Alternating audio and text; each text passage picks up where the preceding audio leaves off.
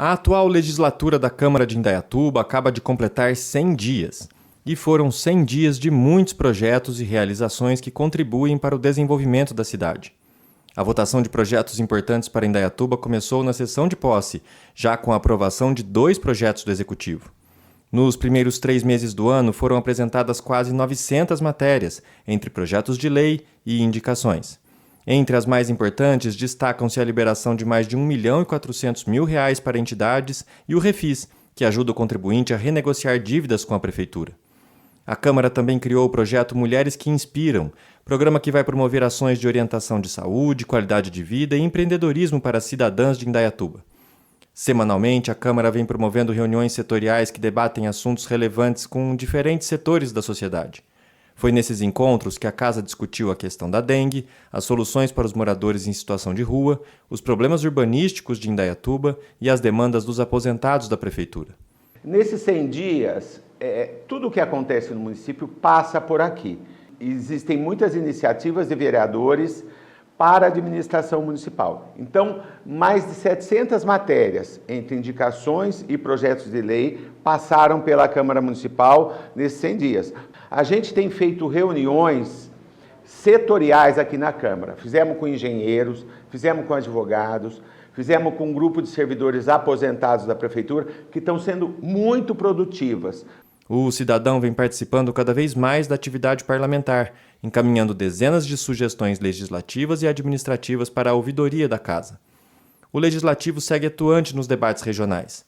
No Parlamento da Região Metropolitana de Campinas, nossos vereadores ocupam funções de destaque nas comissões permanentes mais importantes, representando uma população de mais de 3 milhões de habitantes. E a Câmara encerra os 100 dias com uma excelente notícia: a adoção da energia fotovoltaica, que substitui a matriz energética do Palácio Votura por uma fonte limpa, renovável e sintonizada com a pauta ambiental. E vem mais por aí. Acompanhe o trabalho da Câmara, participe e se informe pelos canais oficiais do Legislativo. Câmara de Indaiatuba, a Casa da Cidadania. Olá, tudo bem? Sejam bem-vindos a mais um podcast Gente de Expressão.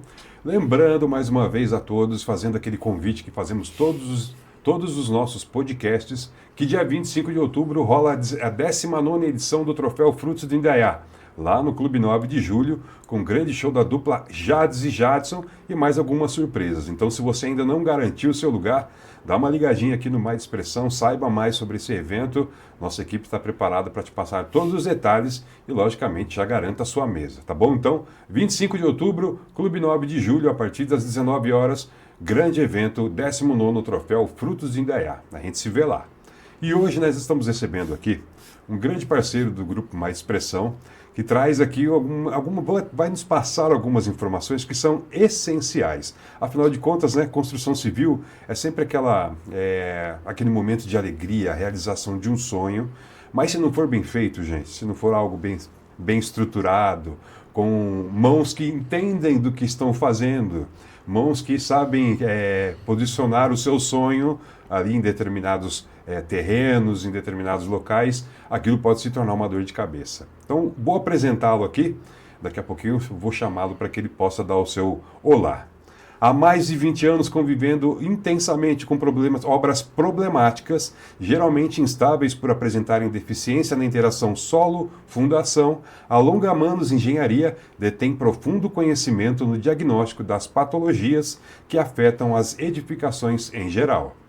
Traz consigo também enorme experiência na prescrição das terapias e soluções para os mais diversos tipos de manifestações patológicas que acometem as construções. Está aqui conosco o engenheiro Alexandre Novaes, da Longamanos Engenharia. Alexandre, seja bem-vindo. Obrigado aí. Dê o seu olá aos nossos internautas. Muitíssimo bom dia. Obrigado pelo convite. Estou muito lisonjeado mesmo, honrado de estar aqui. Nós agradecemos. O Mais Expressão, né, dispensa comentários, é um jornal que se estabeleceu e se consolidou e resiste a tudo isso, né? É verdade. Não é? Quem diria, né, que em tempos de tecnologia e tudo, mídia digital, a gente obviamente chegou a pensar que os jornais físicos se acabariam, né, iriam à ruína, e o Mais Expressão está aí, dando um grande exemplo de consolidação e estrutura, né?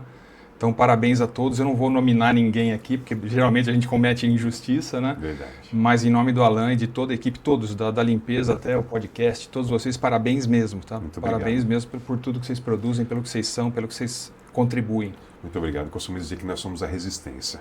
Né? Somos aqui Parabéns. firmes, fortes, levando a informação para a população da melhor maneira possível todas as Legal. semanas. Alexandre, antes da gente começar a falar da Longa Manos Engenharia, eu gostaria que você falasse como surgiu a empresa. Eu acredito que você tenha começado talvez na iniciativa privada, para depois se tornar, ou já começou com um negócio próprio. Eu queria que você falasse um pouquinho da sua trajetória e de como surgiu a Longa Manos Engenharia. Legal, obrigado. Bom, a Longa Manos em si surgiu de uma maneira que muitas coisas surgem, diante de uma necessidade, né? Como sempre. Uhum. Desde 2001, nós temos a empresa Ingestac, que é uma empresa executora. Ela Legal. aplica reforço de fundação. Então, a casa está com problema de trinca, rachadura, piscina, o galpão, qualquer tipo de obra civil com problema de fundação, a gente entra aplicando a estabilização.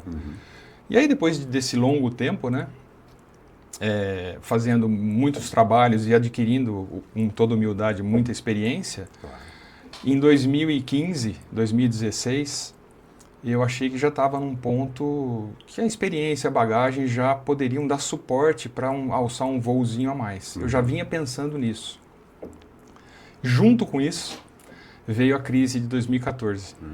Que uns chamam de crise da Dilma, outros crise da Copa, não importa. Tem Eu vários sei que foi uma nomes. crise e essa crise me pegou, mas acertou os fêmurs, me quebrou os 2 fêmurs. Eu fiquei realmente...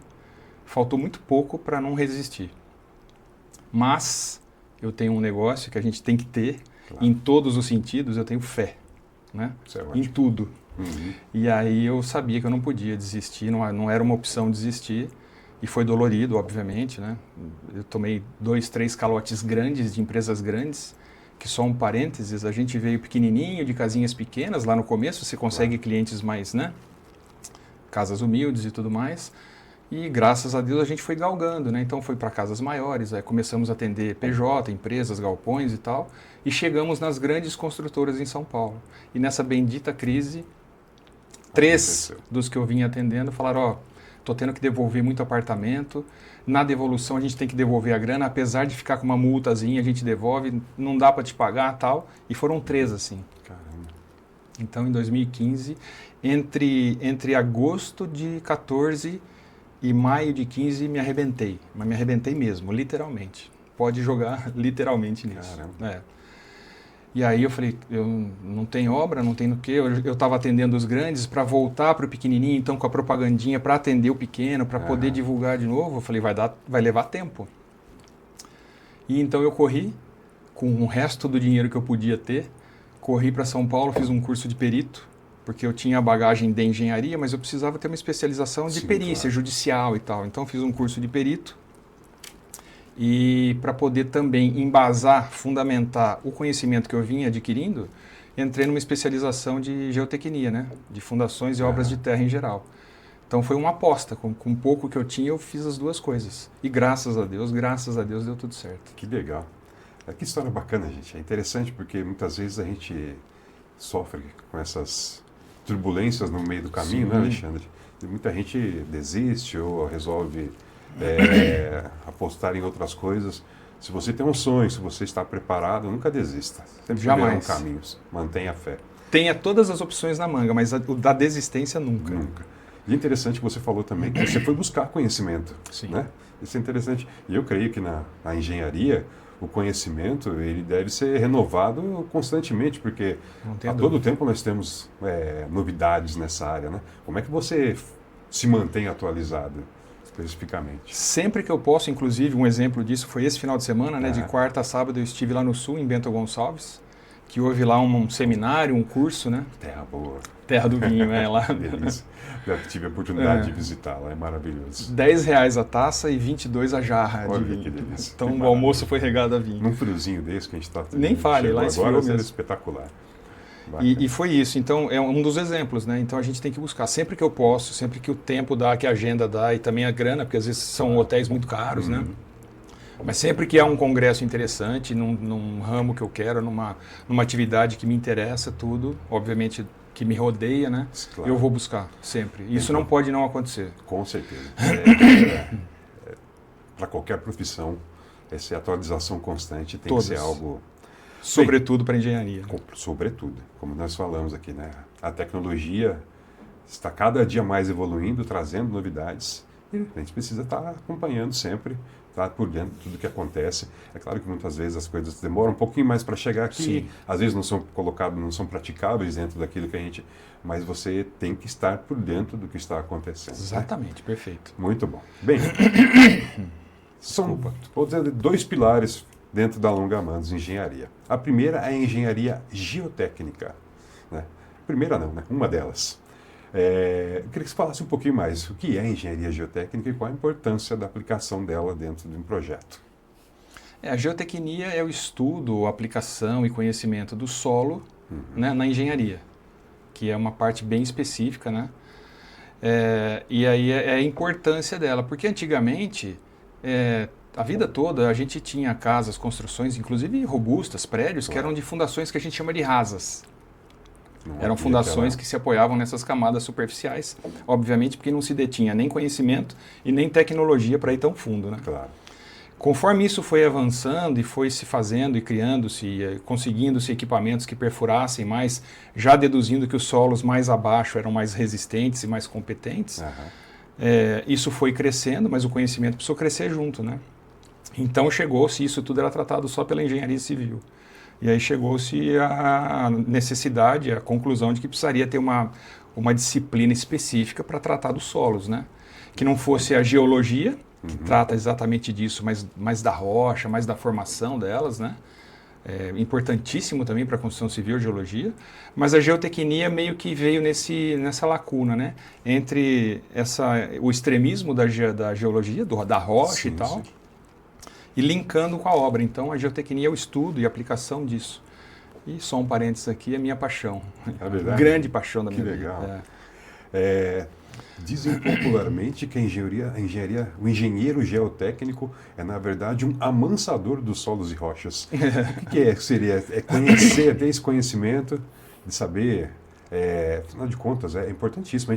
Muitas vezes a gente fala da construção em si, né, da parte que a gente vê, que é aquela que está aos nossos olhos. Acima do solo. Exato. Mas é importante essa base, Sim, ainda mais para projetos maiores, prédios e tudo mais. Amansador dos solos e rochas, o que seria esse termo para quem é leigo, assim como eu? É bom deixar claro, eu sou leigo. O que seria um amansador dos solos e rochas? Vamos dizer? Fábio, olha só, poucas coisas assim, não puxando a brasa para minha sardinha, claro, de longe disso, mas pouquíssimas coisas são tão complexas de se estudar mais profundamente, pormenorizar o comportamento do que o solo, de verdade. Em termos de engenharia, não menosprezando nenhuma outra área, né? Claro. Mas, por exemplo, o concreto. O concreto, ele é especificado por norma, tem fiscalização, tem a dosagem para se ter um cimento do tipo tal, do CP2, tem uma dosagem específica de cada um dos ingredientes para se ter um concreto, o cimento, o CP3 e tal. O aço, imagine, o tamanho e o rigor que se tem para produzir um aço dentro dos padrões de qualidade e tudo mais. Então isso tudo é produzido, é fabricado, né? O plástico, enfim, vidro, tudo que você imaginar que vai na construção civil é produzido e tem controle de fabricação, por exemplo, né? Claro. Então, há falhas? Sim. Se faz teste para tudo isso, obviamente, porque sempre tem algum probleminha. Isso é natural, né? A fabricação sim. envolve maquinário, ser humano e tal. O solo, imagine você, o solo está numa das últimas etapas, esse que a gente pega, que a gente vai na obra e geralmente vê, ele está numa das últimas etapas da lava vulcânica, entendeu ou não? Caramba. Então, há milhões de anos, houve um derrame de lava ou extravasou-se algum vulcão, seja lá o que for, que nós não temos vulcões aqui, talvez tínhamos, né? Claro. Mas isso, então, são fissuras que permitem lá do magma extravasar, são fissuras nas rochas, na crosta terrestre. Então, isso uma hora foi magma, se consolidou, se solidificou virou rocha. Essa rocha começou a receber, sobretudo, água de chuva, por exemplo, né? Claro. Frio, calor e insolação e tudo mais, vai se intemperizando, né? Que a gente fala que é uma degradação do material. Então, olha só os estágios que esse grãozinho do solo, que hoje você vai aqui fora e pega, né? Os estágios que ele passou. Então, a constituição do grão, a maneira com que esses grãos se acomodam depois de deteriorados, né? Desculpa me alongar, mas... Imagina, estamos aqui para isso. A complexidade, desde a formação desse mineral até ele se transformar aqui em solo degradado, né? Porque, na verdade, em termos gerais, o solo nada mais é que uma rocha apodrecida. Claro, né? claro. Já Chuva, sol, milhões de anos apodrecendo. É literalmente isso. E aí os mesmos grãos, um grão de areia que você pega aqui, um grão de areia que você pega aqui, ele se liga a outros grãos de uma maneira aqui no Monte Verde, né?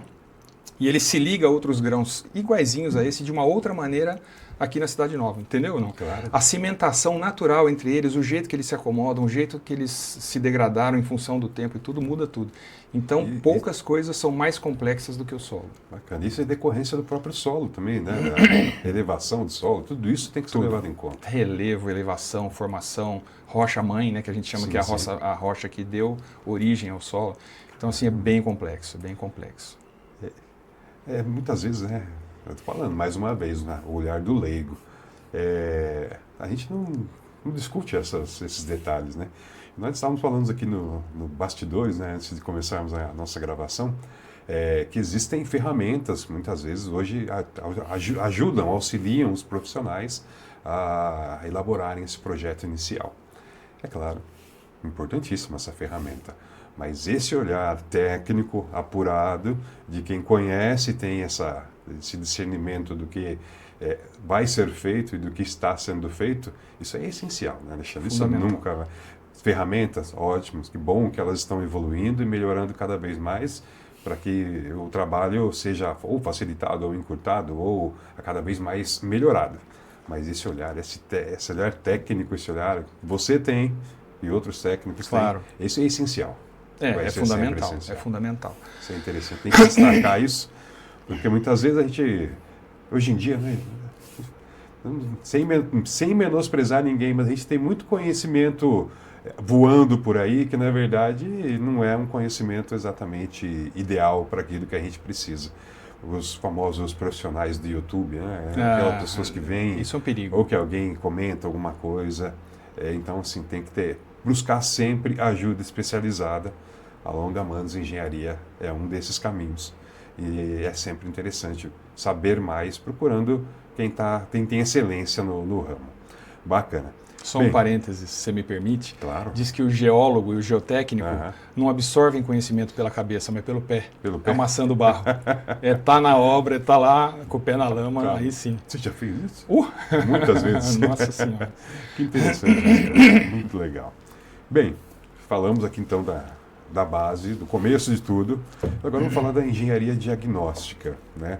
A gente sabe, estávamos até discutindo aqui um problema que eu estou enfrentando na minha casa.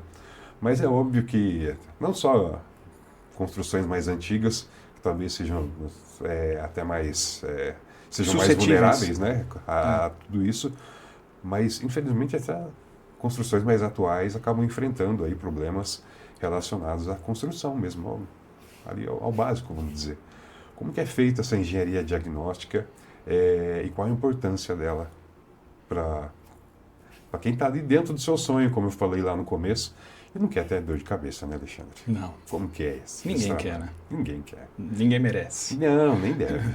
Qual a importância desse diagnóstico dentro de um projeto que está enfrentando problemas?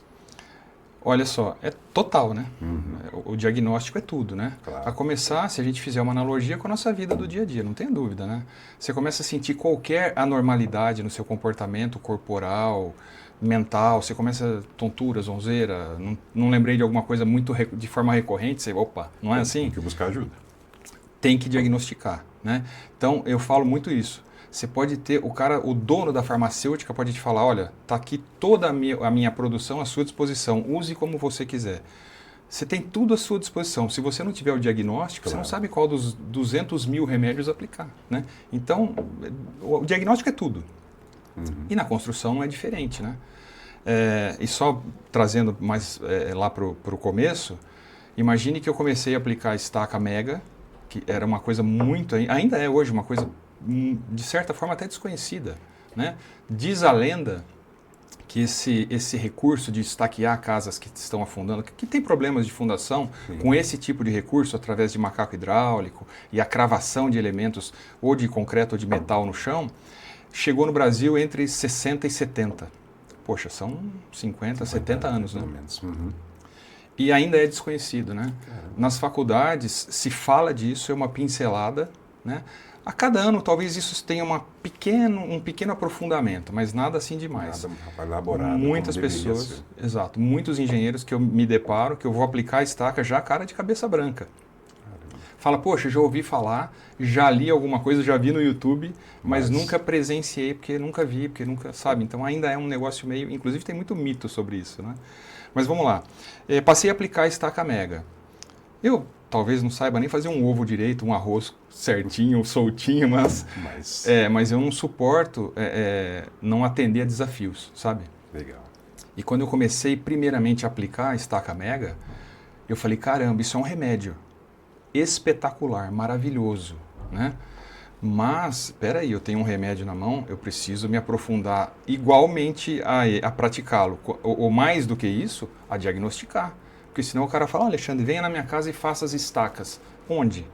Né? Em que canto? Em que região? Claro. Então, desde o começo me chamou muita atenção a necessidade, a obrigatoriedade de saber fazer um bom diagnóstico, né? Para atender bem o cliente. Então, isso vem de lá e não tenha dúvida. Hoje, para você, como o caipira diz, né? Para não dar tiro de canhão numa formiga e não jogar um veneninho num elefante, né? Não estou falando mal dos animais, pelo amor de Deus. É só analogia. Claro. Você tem que ter o diagnóstico. Diagnóstico é tudo. Tudo. Independente da anormalidade e da anomalia que você perceba na tua casa. Bacana. No dia a dia, a gente está dentro de casa lá, vê uma pequena rachadura na parede, acha que é normal, aquilo não é nada. Em que momento o proprietário, o locatário, tem que se preocupar com aquilo? Em que momento aquilo se torna algo a ser investigado e que precisa de um cuidado, uma terapia e desse diagnóstico?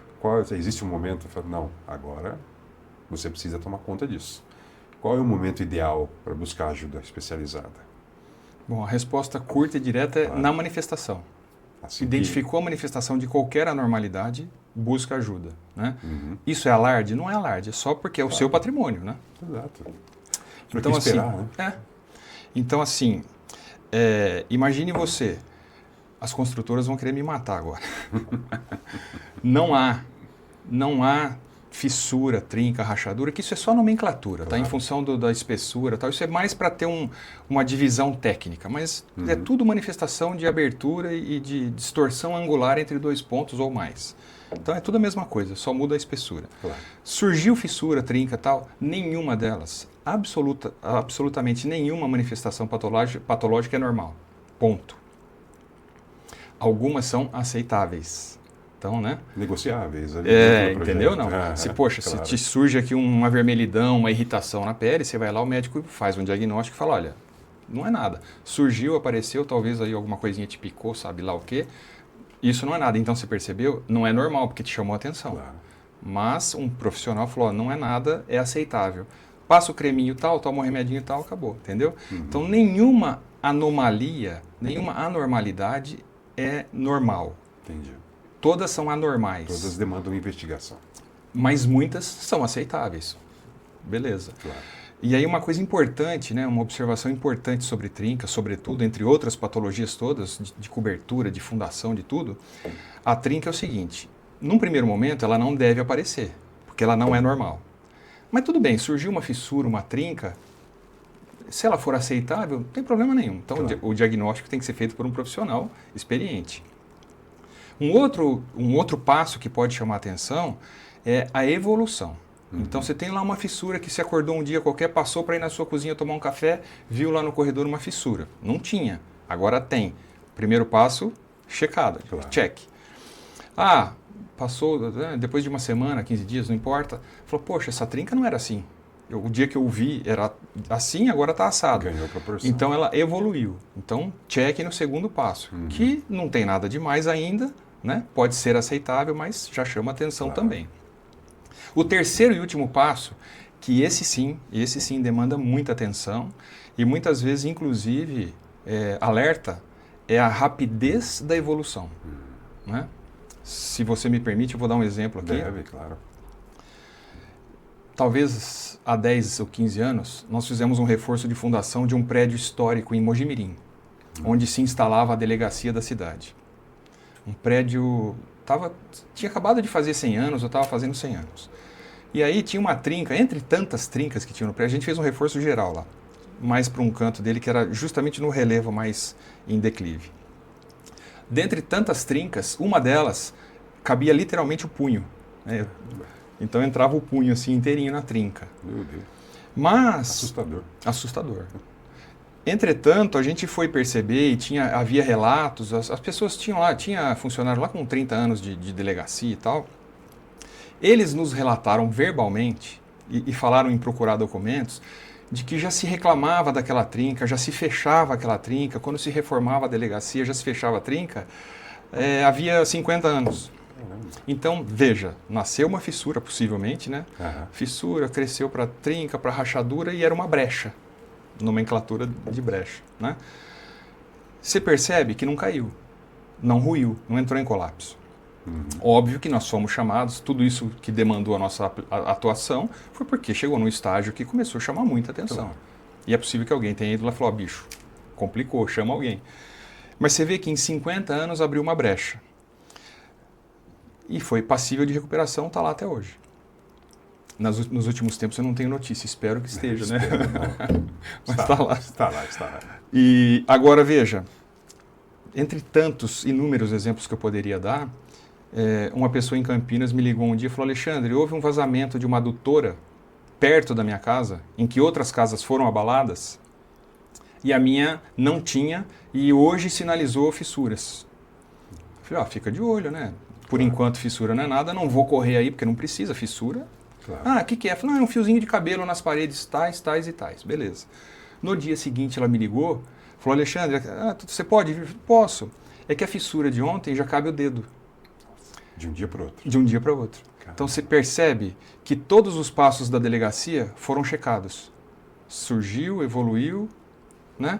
O terceiro foi lento. Talvez 50 anos, 30 anos são relatos verbais. Claro. O da mulher, de um dia para outro, cabia o dedo. Então é muito mais alarmante o da mulher como é que chama, perto da Unicamp lá? Aquele bairro da Unicamp ali? Santa Genebra, por ali. Isso, por aí. É muito mais alarmante esse caso, de que um dia para outro cabe um dedo, do que o de 60 anos cabe um punho, entendeu? Porque esse último item da velocidade é o mais sério deles. É o que mais chama atenção. Caramba. Com certeza... Esse vazamento causou um alagamento do solo e houve esse... Olha, sendo leigo. Eu estou aqui chutando, vai ver se eu acerto alguma coisa. E é natural que a infiltração de água, em função da gravidade, óbvio, vá para baixo. Né? A infiltração é sempre para baixo. Sim. É assim que se formam os lençóis freáticos, né? Os níveis freáticos. Exatamente. A recomposição, a recarga é assim. Entretanto, são inúmeros os solos e a nossa região é rica nisso, que depois eu posso falar mais disso, que é um solo que a gente chama de colapsível. Né?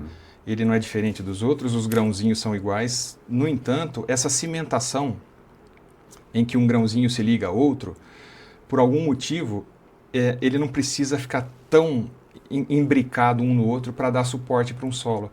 Ele fica com a mãozinha, ele não fica assim, sabe, a gente na multidão? Mais livre. Ele não precisa ficar como a gente na multidão para estruturar o solo, ele fica assim, afastadinho. Na presença de água, ela quebra essa ligaçãozinha frágil entre eles e eles se agregam de uma vez. Então, nesses solos há o colapso. E essa água, nesses solos, ainda que ela vá para baixo, num primeiro momento ela tem um espraiamento ou um espalhamento radial. Então, se tiver um vazamento aqui, pode ser que pegue tua casa por conta desse raio. Ele vai radialmente primeiro para depois infiltrar. Porque é mais fácil ir nesses poros do grãozinho, do colapsível, do que para baixo. Então, você vê muita coisa. Quanta nuance. Detalhes. Nós estamos falando aqui, logicamente, de fissuras, né? Mas eu creio que o número de patologias deve ser muito maior.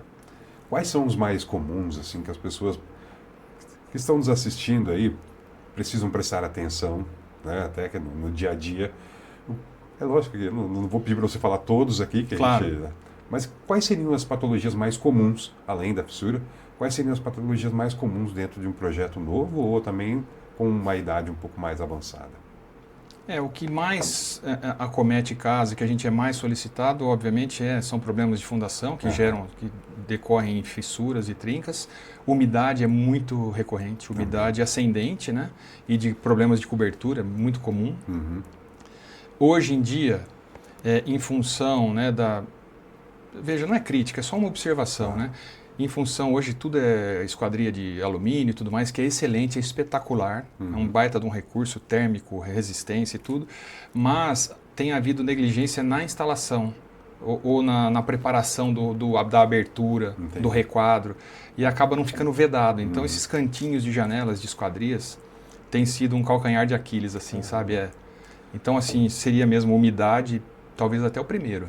Umidade, problema de fundação, distorção de portas e janelas e tudo mais.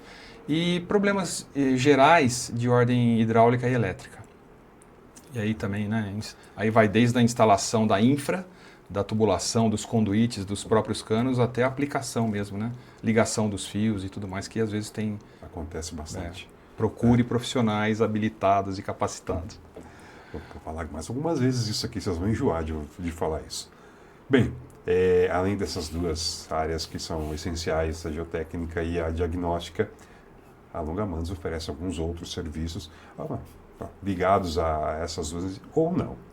Projeto de novas fundações, esse é o básico. Esse também é um dos seus queridinhos? Tudo que envolver solo é. Legal. O que é um projeto de novas fundações? O projeto de fundação é dimensionar, em primeiro lugar, em função do tipo de solo que a sondagem traz. Tem que ter sondagem SPT no mínimo.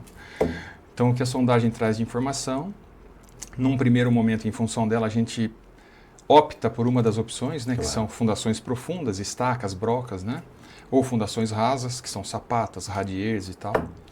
E aí, diante dessa opção, o passo seguinte é calcular isso, né? Legal. Então, você tem um solo muito competente, você pode ter, isso é bem superficial, tá? Claro. Um solo muito competente, você pode ter uma sapata de dimensões reduzidas, porque ela aguenta bem em função do solo ser competente. Sim. Você tem um solo mediamente competente, você tem que ter uma sapata maior, e esse dimensionamento é o que a gente faz. O solo é tal, a estaca tem que ter 15 metros por 30 de diâmetro, por exemplo. O solo aqui é mais competente, é um solo bom e as cargas da casa são tais. Então aqui uma broca de 9 metros, de 7 metros atende. Resolve o... Então é dimensionar o tipo e dimensionando o tipo, como fazer aquela fundação. Claro. Aí vem o projeto de reforço das fundações. Aí já é o segundo, já com o prédio erguido, você vai precisar fazer esse reforço, porque não se atentou ao fato, por exemplo, do ser o solo colapsável, como você falou. Seria isso, é o reforço para possíveis projetos não tão bem executados assim. Perfeitamente, ou bem executados ou não bem previstos, né? Concebidos. É isso aí. Bacana. E cai naquilo que a gente falou, diagnóstico, tem trinca, tem alguma anomalia para precisar do reforço. Claro. Então diagnosticou, entendeu, aplicou, aí vai de fato aplicar lá a estaca que vai substituir aquela incompetente que por conta da incompetência está permitindo a ocorrência de trinca, entendeu? Bacana. E as técnicas para esse reforço são várias também. Você falou da Mega aí, que é um deles, que eu creio que seja para projetos mais, talvez prédios ou projetos maiores, ou não? Ela cabe também em projetos... Cabe para tudo. Tudo. Cabe para tudo. Legal. A versatilidade da estaca Mega é absurda, né? Imagine você que a gente faz Mega de metal, de tubo redondo, de tubo quadrado, de perfil, sabe? Perfil metálico, Sim. tipo H, tipo W, tipo trilho de trem. E a gente faz Mega de concreto, que é a usual, né? A mais barata, né? Com certeza. E ela acaba realmente sendo atendida na maioria dos solos. Alguns solos não conseguem receber bem a de concreto, aí você tem que partir para a metálica. Tá vendo? Bacana de fazer podcast com gente de expressão, que você aprende todo dia com gente competente, gente que faz a diferença. Análise de estabilidade de taludes. Primeiro que eu queria que você falasse o que é um talude, né? Eu tenho uma ideia básica, mas o que falasse e qual a importância dessa análise de estabilidade. Talude é popularmente conhecido como barranco. Exatamente. Né? Então, assim, encostas, escarpas, né? Taludes são, na verdade, faces inclinadas de um solo, de um morro e tal. Então é isso. E ele depende de infinitos fatores, né? Própria formação geológica, né? Tipo de solo, tipo do grão, como o grão se comporta entre si, né? Só um parênteses, a gente chama aqui o solo, ele tem algumas características fundamentais. Por exemplo, peso específico, é quanto um solo pesa. Claro. Né? Coesão, é o quanto esse solo é capaz de se ligar naturalmente. Né? Ele está ligadinho entre eles assim. Por exemplo, se você entender uma areia de praia, a coesão dela é zero. Você pega, ela escorre entre os dedos. Então, zero coesão. Não é Já utilizável. um solo argiloso, siltoso, que é formado de silt, ele já tem uma coesão natural dele, os grãozinhos se atraem. Por outro lado, tem um outro terceiro bem importante que chama ângulo de atrito. Tá? Para vocês entenderem o que é um ângulo de atrito, quem não sabe, imagine você começar a derramar devagarzinho aqui sal. Sal de casa, sal de cozinha. Ele vai chegar uma hora que ele vai ter uma montanha aqui. Claro.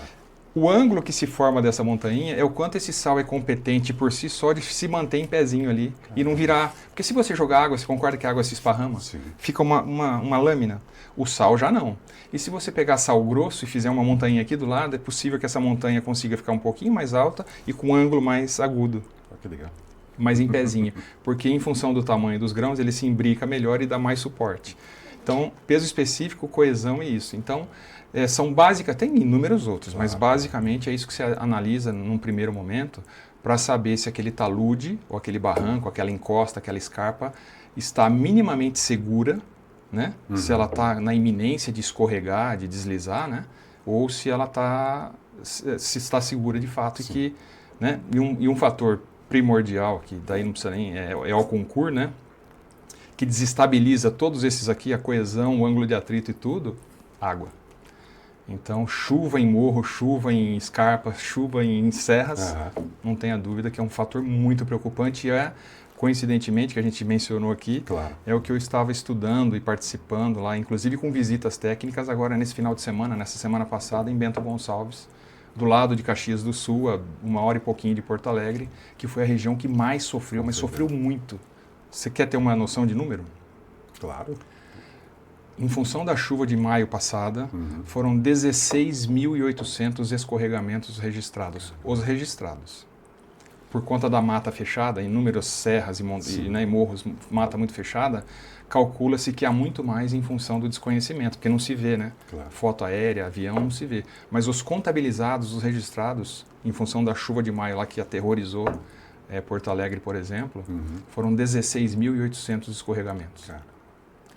A gente vê muitas vezes, né, algumas casas construídas em serras, em áreas montanhosas, assim, que dá um certo receio de ver como aquilo foi... Será que existiu algum projeto, alguma atenção, né? É muito perigoso, né? Muito perigoso. Muito perigoso. Ô, Fábio, a chance iminente de um problema desse em função de uma chuva mais forte acontecer é muito grande. Claro. Entendeu? E a gente tem vivido momentos climáticos diferenciados nos últimos anos. Sim. A recorrência de chuvas mais fortes, ela vai aumentar muito nos próximos anos. Então, se não houver esse cuidado, né, essa fundação, toda essa busca por essa ajuda especializada, mais uma vez, a chance de haver algum problema é muito grande. Né? Vamos lá. Projetos de reconstrução de taludes e aterros em geral. Aquele talude que não foi bem feito e existe a possibilidade de fazer, vocês também têm essa possibilidade de ir lá, dar uma olhadinha no que foi feito e ou reforçar ou refazer, qual que é o mais... Os dois são viáveis aí. Depende do estágio em que você chega, né? Então, se você identificar, por exemplo, um caso prévio, o cara falar, quero construir nessa encosta e, portanto, antes mesmo de fazer qualquer coisa, quero analisar o talude. Então, você vai lá, analisa a condição de estabilidade dele. Ele estando ok, mesmo quando você simula uma chuva forte, né, já prevendo a pior hipótese, ele está ok, você fala para o cara, pode construir. E, obviamente, as margens de segurança aqui são lá em cima, né? A gente já obviamente aplica coeficiente de segurança um pouquinho mais bem mais para cima por conta da segurança. Se houver qualquer desconfiança, sobretudo na ocasião em que você simula chuva e, portanto, o solo mais saturado, você sugere que se faça reforços. Daí ele vai falar, vale a pena eu investir nisso, que não é um trabalho barato, mesmo desde o projeto até a aplicação, sobretudo, são recursos caros. Então, se ele achar que vale o reforço do talude para ele implantar a casa dele aqui embaixo ou na escarpa, é isso. Então, há algumas maneiras de se reforçar isso preventivamente. E quando já ruiu, né, em casos que já isso é muito comum, a gente vê em estradas, né, 16.800 no Rio Grande do Sul, há técnicas para ou reconstruir esse talude, essa encosta, de novo recompor com terra e outras infinitas opções de grampeamento, o próprio solo grampeado e tal, recomposição, a gente chama de retaludamento, né, que é reconstruir o talude. Claro. E só para finalizar, aterro, para não me alongar muito no tema, que é um tema realmente que, se quiser, pode ser profundo. Vai mais um programa aqui. Muito mais do que jogar terra e espalhar terra num terreno e passar com a máquina por cima. Construir um aterro tem orientação técnica, tem passo a passo, tem norma, tem tudo, tá? Energia da compactação, a depender do tipo de solo, a camada máxima que você pode ter, né? Então, assim... Ajuda especializada. Não tem outro caminho. Espalhar a terra e passar com a máquina em cima, compacta o solo? Lógico, né? Tem um peso sobre ele, mas isso não é técnica de construção de aterro. Construir aterro é outra coisa. Com certeza. Creio que aqui seja outro queridinho seu, por conta daquilo que nós conversamos já. Projeto de drenagem para qualquer tipo de obra, importantíssimo também. Já prevê a incidência de chuvas e tudo mais, tudo isso é colocado nesse projeto. Exatamente. A gente fala, né, em microdrenagem e macrodrenagem. Né? Quando você tem uma área muito ampla, um bairro, um condomínio grande, você fala em macro, né? E as microdrenagens são as menores de uma propriedade, talvez.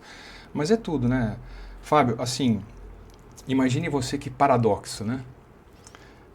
Não existe vida se não houver água no solo. Não se produz nada, não cresce nada, não nasce nada, não é? Por outro lado, em termos de engenharia de construção, uma relação que costuma ser complexa é água e solo. Com água. Né? Então, assim, se tem alguém que pode trazer instabilidade para um solo que está ali quietinho e estável, é a presença de água. E assim, ela é muito impactante, ela é muito relevante, sobretudo do jeito que ela vier. Se for uma sobrecarga, uma recarga de solo muito rapidamente, se for lenta e longa. Então você tem várias maneiras de que a água pode interferir no solo, o desestabilizando, e que pode trazer, obviamente, consequências desagradáveis e sérias. E existem técnicas que facilitam essa drenagem, no caso, para que o projeto possa ser colocado. Sim. Mesma coisa, tá? Drenagem é técnica. Drenagem demanda orientação, norma técnica e passos. Né? Há teoria nisso. Claro. Né? Tem muita gente, é muito comum isso, né? Que é um dos mitos. Tem pessoas, a maioria delas, que você fala em drenar, você fala, vamos implantar um dreno aqui. A impressão que a pessoa tem é de que uma vez que você implantou o dreno, no minuto seguinte, o solo não esteja mais saturado ou não esteja mais vulnerável a se saturar. Entendi. E não é assim. O dreno não é um ímã e a água um metal. Não é assim, né? Ele não chama a água, né? A água, ao longo de um tempo, que às vezes pode ser mais curto, às vezes um pouco mais longo, ao longo do tempo ela começa a encontrar caminhos preferenciais, e é natural que ela encontre por conta dessa diferença de pressão. A água, assim como a energia elétrica, vai sempre para onde tem menos resistência. Então, ao longo de um certo tempo, que pode ser previsto, mas não determinado, ela vai encontrar esse caminho do dreno, criando esses fluxos preferenciais. Aí sim você vai ter um terreno drenado, perfeitamente drenado. Porque depois que ela encontrou esse fluxo e o dreno é efetivo, funcional, acabou. Então, toda a água que se infiltrar aqui vai, obviamente, tender a não ficar mais no solo, alterar o solo e ir para o dreno, né? Entendeu? Legal. Então tem técnica também. A gente vê muito isso nos campos de futebol hoje em dia, Sim. né? As técnicas evoluíram muito, e apesar de chuvas fortes, você vê em questão de 15, 20, 30 minutos, a drenagem é bastante eficiente. E só um parênteses, se você me permite. Claro, né? Com a chegada dos geossintéticos, né, que são produtos geocompostos, né, de poliéster e nylon, e o próprio bidin, que é o geotêxtil, Com a chegada desses materiais, a capacidade, a eficiência das drenagens cresceu absurdamente. A eficiência desses produtos é excepcional. Dispensa comentários. Assim, para nós que trabalhamos com isso, dá até orgulho de falar. E não estou levando jabá aqui não, tá? As fabricantes, todas, são produtos excepcionais, que trouxeram uma qualidade e uma eficiência para os sistemas de drenagem absurdos. Entretanto, não podem ser aplicados de qualquer jeito. Claro. Porque senão um produto caro, que não é barato, tá sendo popularizado, está sendo difundido, mas ainda não. Os valores estão diminuindo. Então, é um produto excepcional, com um valor ainda um pouco alto, que se não for bem empregado não funciona de nada. Talvez tenha menos eficiência do que um dreno antigo, que era o bidim com a pedra e tudo mais, né? Então, assim, trouxe um ganho e uma relevância excepcional para as drenagens, mas se não for bem projetado e bem concebido, não vale de nada. Mais uma vez, ajuda especializada e atualização constante do conhecimento, né? Dessas novas técnicas que estão chegando aí e cada vez mais trazem opções e soluções, o que é mais importante. Exatamente. Bem, para a gente encerrar aqui, Alexandre, já agradecendo a sua presença, o papo daria ainda mais 2 horas aí, 2 horas e meia. Que dirá de eu. conversa, não é? Inspeção predial. Na verdade, é aquela inspeção completa mesmo. Às vezes ela pode ser paliativa, às vezes ela é já para se buscar o problema em si. É isso mesmo? Ela existe nesses 2 momentos? Ou existe uma recomendação assim de períodos em que se faça essa inspeção? Principalmente, estou falando de prédios residenciais, assim, até mesmo industriais, né? Afinal de contas, né? Tem grandes indústrias aqui na cidade e na região. O que é a inspeção predial e qual é a recomendação em que ela deve ser feita? A inspeção predial hoje, inclusive, é posta por norma, né?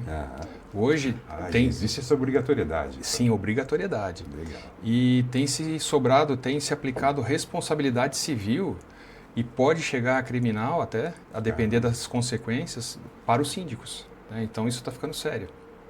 E é um bom sinal, né? Claro. Não estou falando aqui de responsabilizar o síndico, não é isso. Mas é legal porque virou obrigatoriedade. Com certeza. Então hoje as inspeções prediais, elas têm uma série de tipos, né? Então assim, você tem a superficial, né? Que a cada 1 ano, né? E tem as mais profundas, que aí sim você pode ir com aparelhos, com equipamentos, que você começa já, por exemplo, uma câmera termográfica, que você já pega o pilar, se tem umidade mais assim, mais assado nos pilares de subsolo, onde você tem cortinas de contenção que podem ser suscetíveis a infiltrações, enfim. Detectores de metal para você saber como é que está o aço ali, diâmetro dele eventualmente, né? Se há corrosão, se tiver indícios de infiltração, de umidade, pode estar havendo corrosão. Claro. Então aí você... Mas assim, é fundamental e hoje, de certa forma, obrigatório, né? Porque isso é feito uma vez por ano? A de rotina, sim. Mas, de novo, depende do profissional que é chamado, por quê? A depender da utilização, se chegou a mencionar galpões industriais, por exemplo. Então, um prédio. O prédio lá está com a rotina dele, X apartamentos, 2 subsolos, 3 subsolos e tal. Então, o profissional que vai determinar a inspeção predial, ele fala, em função da utilização, no meu entendimento, na minha experiência, nós temos que fazer uma inspeção aqui a cada 1 ano e uma inspeção profunda a cada 2. Né? Então, é uma determinação, de certa forma, do profissional. Agora, um galpão industrial, sujeito a produtos químicos, está no topo de um morro, sujeito a muito vento, intempéries climáticas mais severas, em função até do relevo, da posição de instalação, utilização. Aí o cara fala, aqui eu imagino que a gente deva fazer uma inspeção rotineira a cada 6 meses e uma profunda a cada 1 ano, sabe? Assim, de analisar tudo. Então vai da demanda, do tipo de utilização e tudo mais. Mas aí tem a norma sugere alguma coisa assim, mas é do profissional. O cara que encarar aquele prédio, aquele galpão, a casa e falar, em função da utilização, da exposição, etc, a gente tem que fazer uma inspeção aqui a cada X tempo. E de tal tipo. Mais uma vez, ajuda especializada. De novo. Busquem. É sempre importante. Alexandre, agradecer a sua presença. O papo aqui, como eu falei, daria uma conversa para mais 2 programas aqui. Mas parabéns pelo trabalho. Obrigado. Muita gente fala de engenharia, a gente pensa em construção, né? Mas a engenharia é muito mais que isso. A engenharia é o diagnóstico, é a solução, é tudo isso que envolve o construir e o sonho das pessoas, como eu falei lá no começo. Então, gostaria de agradecer a sua presença e que você passasse aos nossos internautas como encontrar a Longa Manos Engenharia. Sim, posso fazer um parênteses antes disso, sobre inconsistências nas obras, né? E surpresas. Imagine você, eu contei do prédio da delegacia de 100 anos, que levou um tempão para trincar, casas novas que trincam rapidamente. Agora veja você, em Toledo, no Paraná, a poucos quilômetros de Foz do Iguaçu, um prédio estava lá há 18 ou 19 anos, quase 20 anos. Uhum. Tinha patologia, óbvio, um prédio de 20 anos tem uma coisinha ou outra e tal.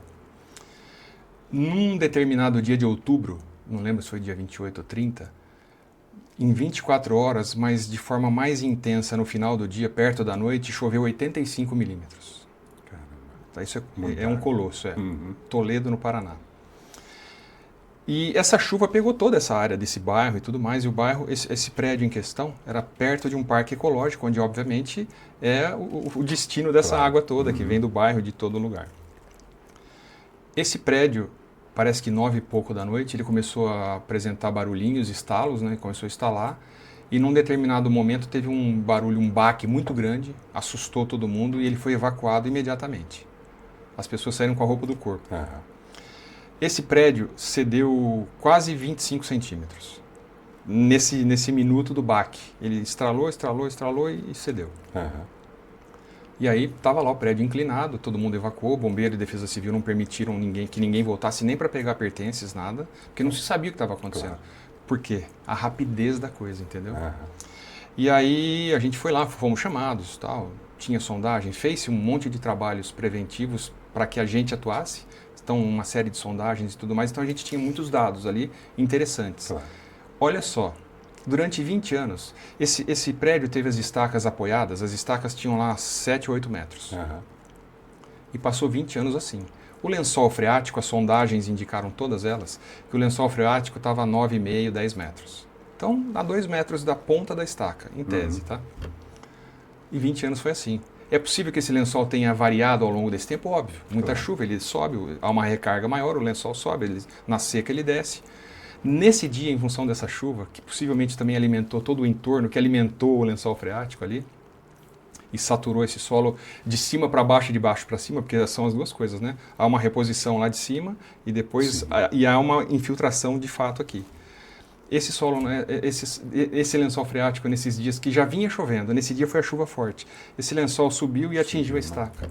Em 20 anos ele nunca tinha atingido. Nesse dia atingiu as estacas, desestabilizou o apoio das estacas e o prédio, nesse baque, cedeu 25 centímetros. Veja, E como atuar nesse quem momento? espera isso? Como é que você calcula isso? Como é que você prevê isso? Você faz um reforço aí. Aí fizemos o reforço e reposicionamos. Que legal. O prédio voltou ao lugar. Que bacana. Muito legal. É o poder da engenharia, gente. Agora, por gentileza, como encontrar a Longa Manos Engenharia? Não, de novo, então assim, olha, muito obrigado a todos aí pela audiência, né, pelos internautas, por quem está nos assistindo, obrigado a vocês pelo convite, honradíssimo de estar aqui mesmo. Eu que agradeço. Parabenizo de novo todos vocês em nome do Alan, pelo jornal, pelo podcast, por tudo que vocês fazem, que é sempre com muito primor. E a Longa Manos está na internet, né, no Instagram, é @longamanos, _eng. Uhum. E a Engestac, que é quem aplica as estacas mega, tal, que no fim as empresas são co-irmãs, irmãs, é www.engestac.com.br. Legal. Então, no Longa Manos e no Engestac, a gente está lá à disposição, inclusive para esclarecer o que for possível. Hein? Com certeza. Mais uma vez, gente, ajuda especializada. Não tem outro caminho, não tem outro para quem correr. Não adianta olhar o YouTube, você não vai encontrar a solução. Só com profissionais competentes e empresas de excelência, como acabamos de mostrar aqui a Longa Manos Engenharia. Mais uma vez, Alexandre, obrigado pela presença. As portas do estúdio estão sempre abertas. Poxa, né? obrigado. Trazer novidades aí do mercado, falar um pouquinho mais sobre a Engestac também, acho que é interessante a gente fazer esse adendo. Então, terminamos aqui mais um podcast Gente de Expressão. Obrigado a todos que estiveram conosco e voltamos em breve com muito mais. A atual legislatura da Câmara de Indaiatuba acaba de completar 100 dias E foram 100 dias de muitos projetos e realizações que contribuem para o desenvolvimento da cidade. A votação de projetos importantes para Indaiatuba começou na sessão de posse, já com a aprovação de 2 projetos do Executivo. Nos primeiros 3 meses do ano foram apresentadas quase 900 matérias, entre projetos de lei e indicações. Entre as mais importantes, destacam-se a liberação de mais de R$ 1.400.000 para entidades e o Refis, que ajuda o contribuinte a renegociar dívidas com a Prefeitura. A Câmara também criou o projeto Mulheres que Inspiram, programa que vai promover ações de orientação de saúde, qualidade de vida e empreendedorismo para cidadãs de Indaiatuba. Semanalmente, a Câmara vem promovendo reuniões setoriais que debatem assuntos relevantes com diferentes setores da sociedade.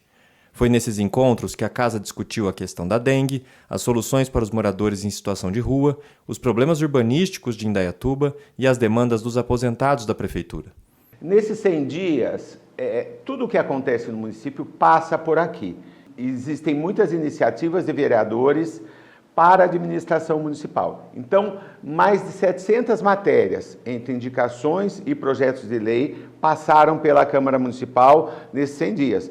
A gente tem feito reuniões setoriais aqui na Câmara. Fizemos com engenheiros, fizemos com advogados, fizemos com um grupo de servidores aposentados da Prefeitura, que estão sendo muito produtivas. O cidadão vem participando cada vez mais da atividade parlamentar, encaminhando dezenas de sugestões legislativas e administrativas para a ouvidoria da Casa. O Legislativo segue atuante nos debates regionais. No Parlamento da Região Metropolitana de Campinas, nossos vereadores ocupam funções de destaque nas comissões permanentes mais importantes, representando uma população de mais de 3 milhões de habitantes. E a Câmara encerra os 100 dias com uma excelente notícia: a adoção da energia fotovoltaica, que substitui a matriz energética do Palácio Votura por uma fonte limpa, renovável e sintonizada com a pauta ambiental. E vem mais por aí. Acompanhe o trabalho da Câmara, participe e se informe pelos canais oficiais do Legislativo. Câmara de Indaiatuba, a Casa da Cidadania.